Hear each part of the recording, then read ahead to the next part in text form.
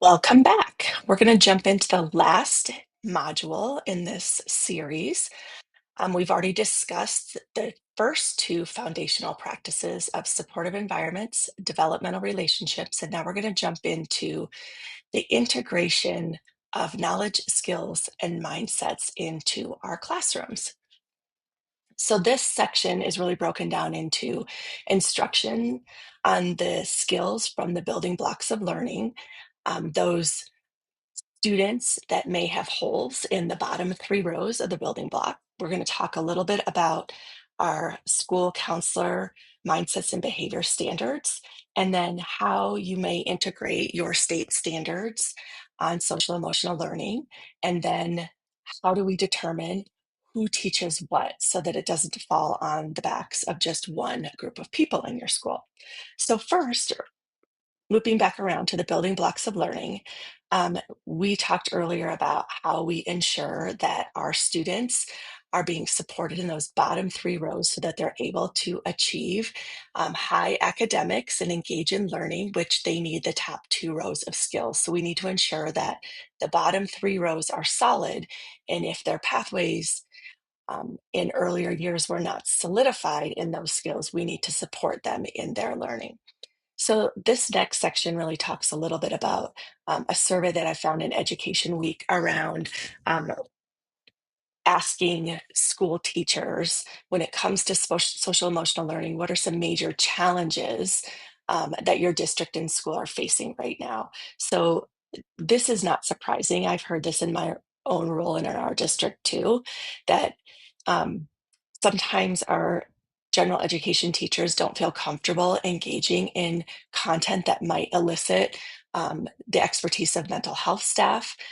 Some find it really challenging to be able to teach all the content standards and, in addition, the social emotional learning standards.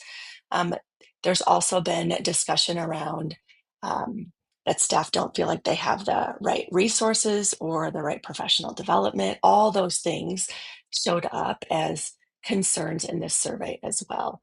Um, the one thing that I wanted to make sure that I hit on is that we want to ensure when we're implementing social emotional learning skills, the instruction is school wide and all staff at the school have a responsibility in teaching those standards, and it's not just left to classroom teachers only. I think that's the biggest part that we need to make sure that we're supporting so that it doesn't just fall on the backs of one group of people in our schools. So, jumping into ensuring that your school has defined layers of support. So, when you think about foundational practices and the knowledge is your academic content, your skills and your mindsets are those um, other skills that we're going to try to integrate into the academic content when it when it makes sense. So universally, those universal standards of instruction, you have your academic standards, and in Colorado, we have the Colorado Academic Standards, the Social Emotional Wellness Standards, we have health standards, and then the American School Council Association has specific standards that school counselors are supposed to teach in school around the mindsets and behaviors. Here in our district, we've mapped them from kindergarten through 12th grade. So every grade level has 6 mindset and behavior standards that we expect counselors or someone on staff in collaboration with the counselors to teach. And then where it makes sense to integrate those into the content, that would be the best way to go about doing that. Also, those building blocks of learning, those can be built into your response to intervention process. So if you have identified that specific skills are lacking for some kids, how are we providing intervention in those skills? Or are there areas that we see entire grade levels need more support on regulation? How are we embedding that into our universal practices daily?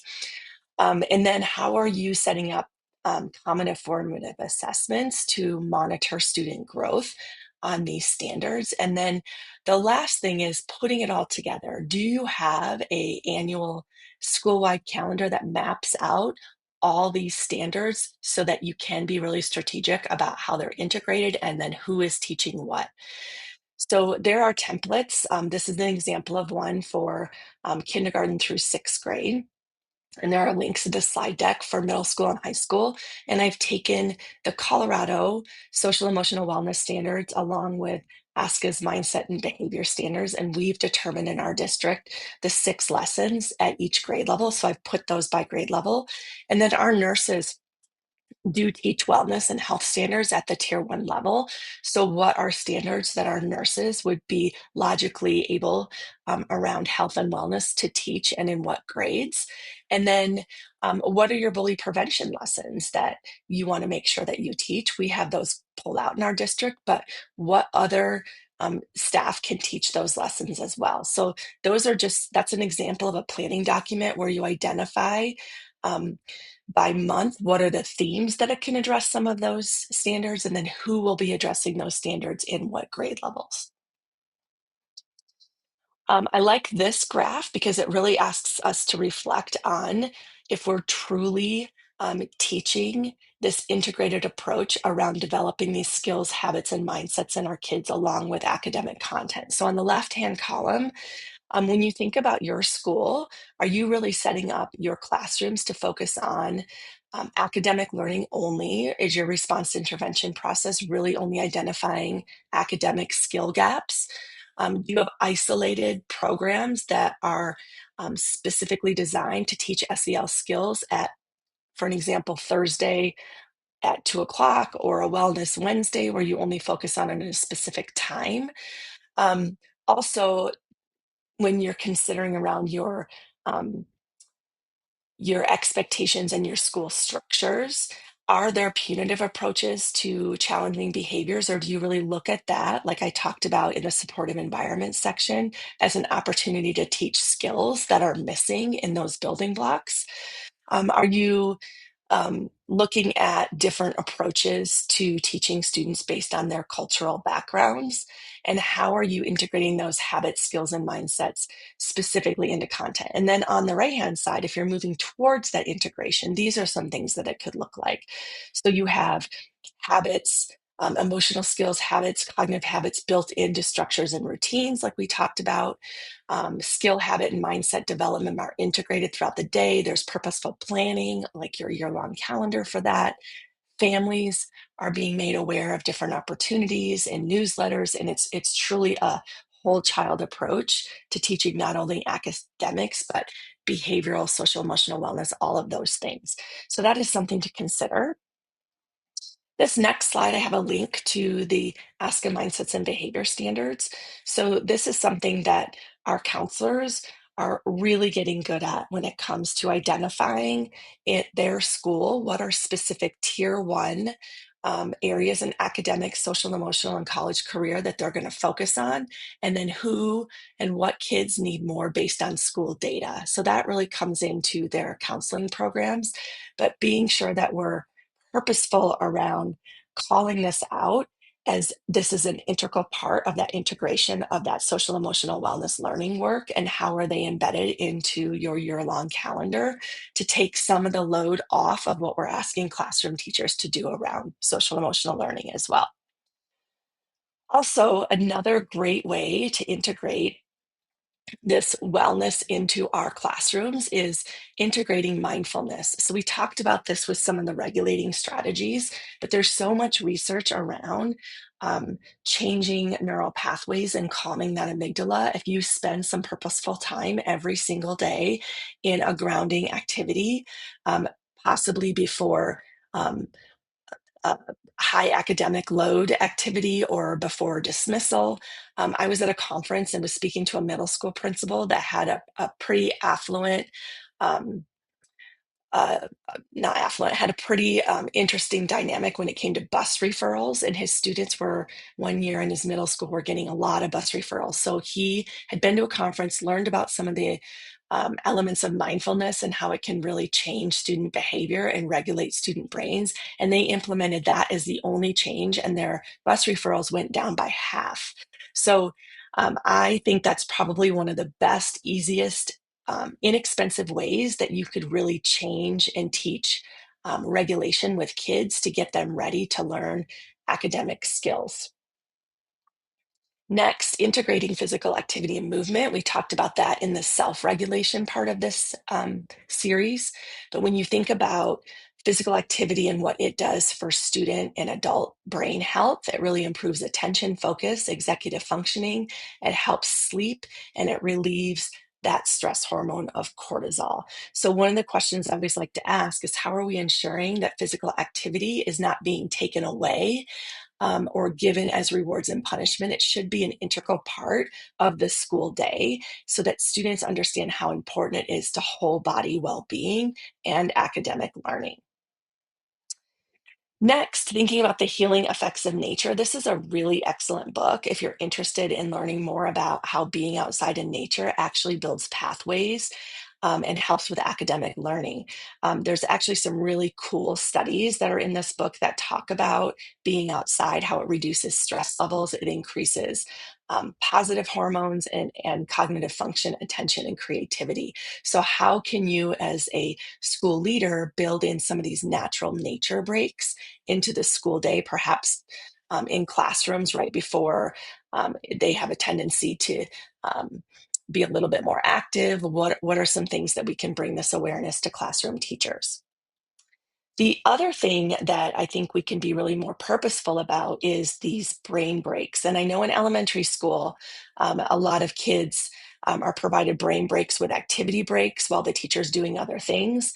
I think that we need to bring it back to the purpose of brain breaks is really to consolidate that learning. Kids only have a certain amount of attention span as they go through the years around the learning that they're doing.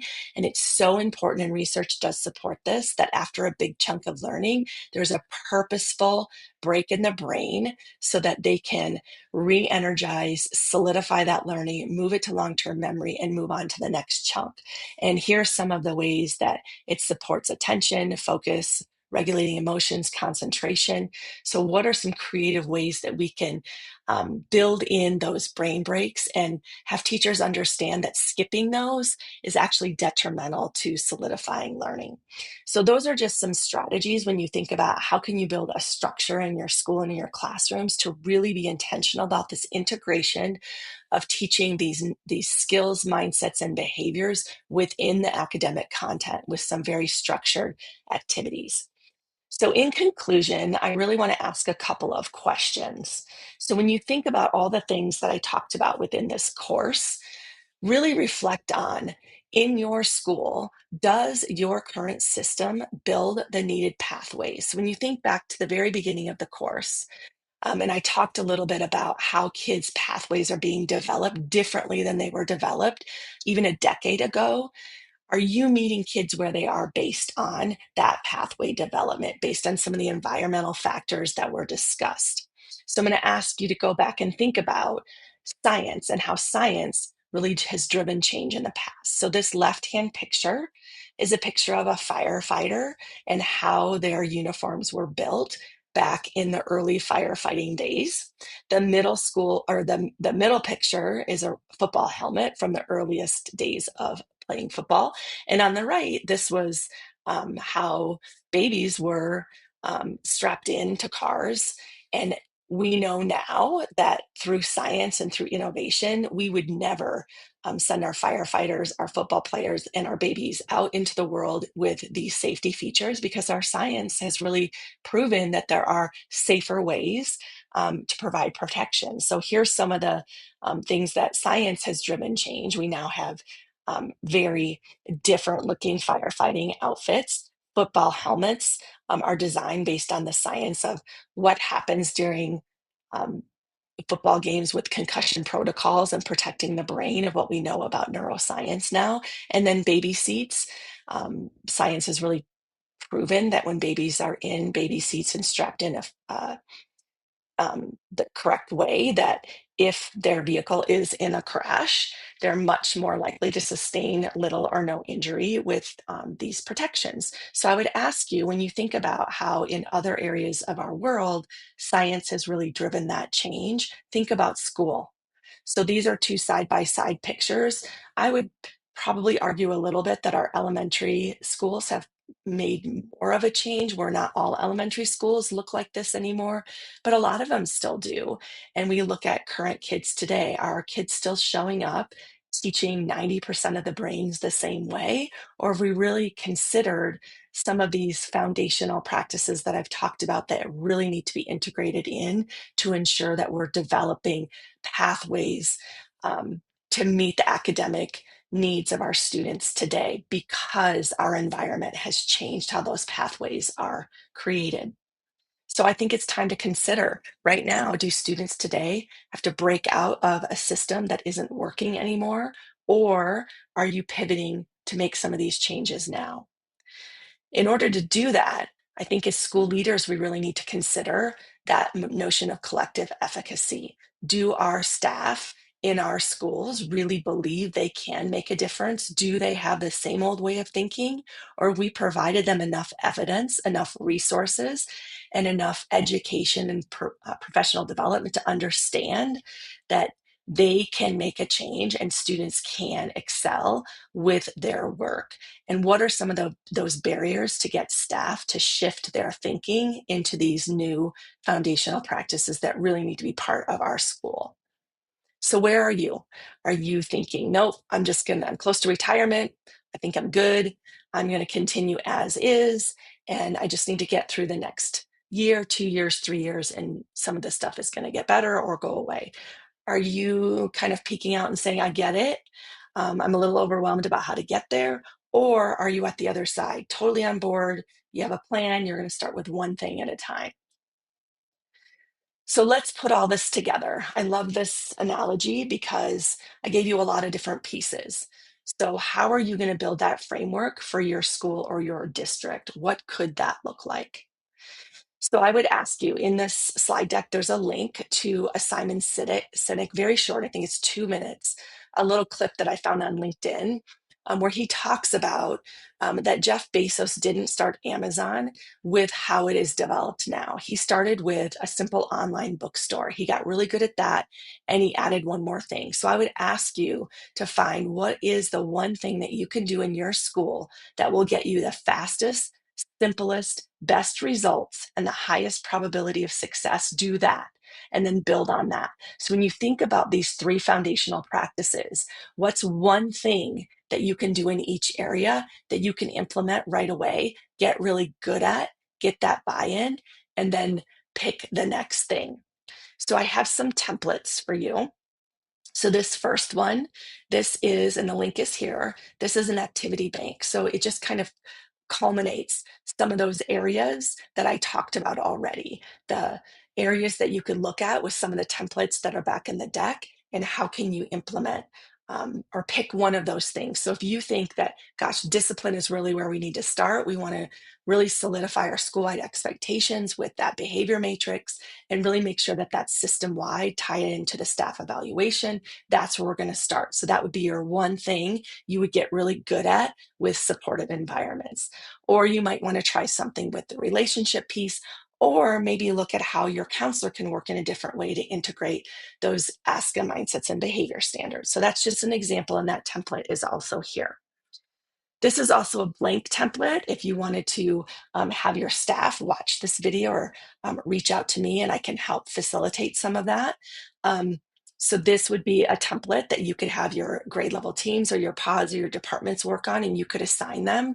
Okay, here's one area that I really want your team to work on, and then they would put a goal as a grade and then as a classroom and how that would align. So those are really some resources to put it all together. I am happy to help in any way I can. My information is on the resource site, and I'll make sure that I have that when I upload this into our um, portal. So I do have, if you're interested in any of the other things that I talked about, any of the other authors or research studies, I do have a link here at the bottom of all of the resources that I used around this deck. So again, I'm happy to support in any way that you need. Please reach out, and thank you so much for engaging in this important work.